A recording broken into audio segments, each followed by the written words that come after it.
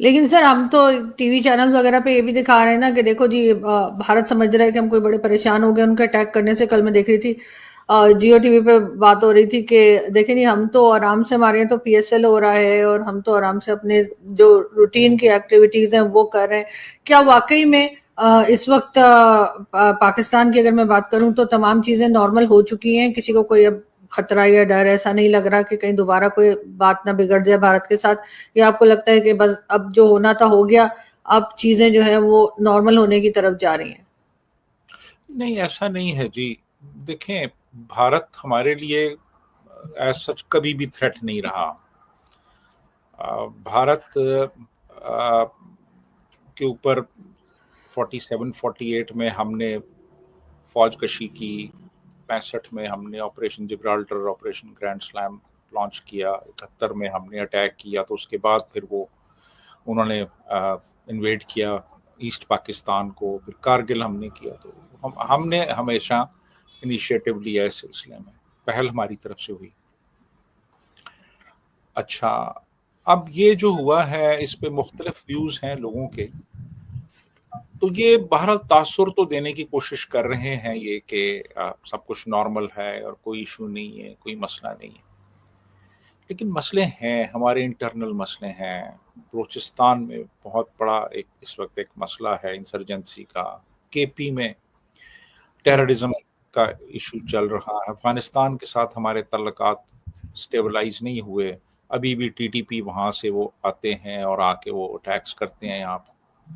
सिंध के अंदर बड़ा अनरेस्ट है इस वक्त, खास तौर पे कैनाल्स के हवाले से। और पंजाब में भी इश्यूज हैं। सबसे बड़ी जो पॉलिटिकल पार्टी है उसके लीडर को इन्होंने अंदर किया हुआ है। तो इश्यूज तो हैं जी। मतलब ये कहना कि नहीं जी कोई मसला नहीं है, कोई प्रॉब्लम नहीं, ऐसी बात नहीं है, इश्यूज हैं। और अब मेरा ख्याल है ज़्यादा बड़े इश्यूज हमें फेस करने होंगे कुछ अरसे में, जबकि बजट आएगा। बहुत सख्त किस्म का बजट आ रहा है जिसमें कि 2800 रुपया तो हम डिक्लेयर्ड है ना जो डिफेंस को देंगे, और जो अनडिक्लेयर्ड है वो उसका कोई शुमार नहीं है। जो सप्लीमेंट्री ग्रांट्स हैं, जो मिलिट्री पेंशन्स हैं, जो मिलिट्री के इदारे हैं प्रैक्टिकली, लेकिन बजट जो है मिनिस्ट्री ऑफ इंटीरियर से जाता है, जैसे पैरामिलिट्रीज के लिए।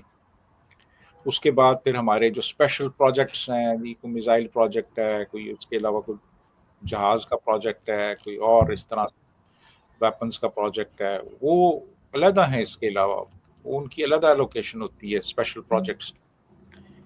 तो दूसरी तरफ डेवलपमेंटल जो बजट है उसको कम किया जा रहा है। जब डेवलपमेंट बजट को आप कम करते हैं तो फिर आपका ग्रोथ नहीं होता मुल्क का, आपका जीडीपी ग्रो नहीं करता आपका, और जीडीपी आपका जो है वो मुझे तो लगता है माइनस में चला जाएगा।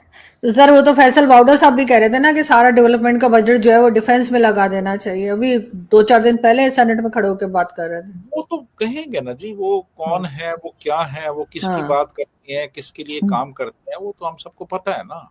तो वो तो कहेंगे बिल्कुल। ऐसी बात, वो क्यों नहीं कहेंगे? उन्होंने तो ऐसी ही बातें करनी है ना, उन्होंने तो ऐसी बात करनी है।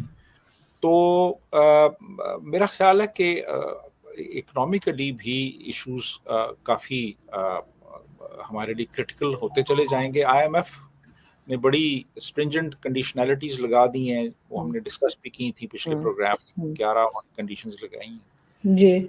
जो बजट है उस पर भी वो नज़र रखेंगे कि आप बजट का इस्तेमाल कैसे करते हैं।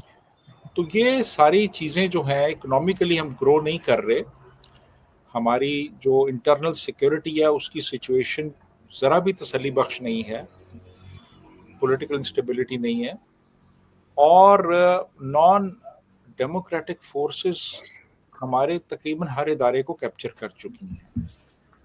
तो इन हालात में ये कहना कि हमारा कुछ आइंदा अच्छा कोई मंजरनामा है, तो ऐसी बात नहीं। ऐसी कोई उम्मीद हमें दिखाई नहीं दे रही, लेकिन वाकई में बजट का तो इंतजार है ही, और यकीनन बजट ऐसा ही होगा कि जिससे कि आम आदमी को कोई फायदा नहीं होगा, उसका उल्टा उसके हालात और खराब होते हुए दिखाई दे रहे हैं। बहुत शुक्रिया सर कि आपने आज ज्वाइन किया। Thank you so thank you, much. Thank you very much. Thank you.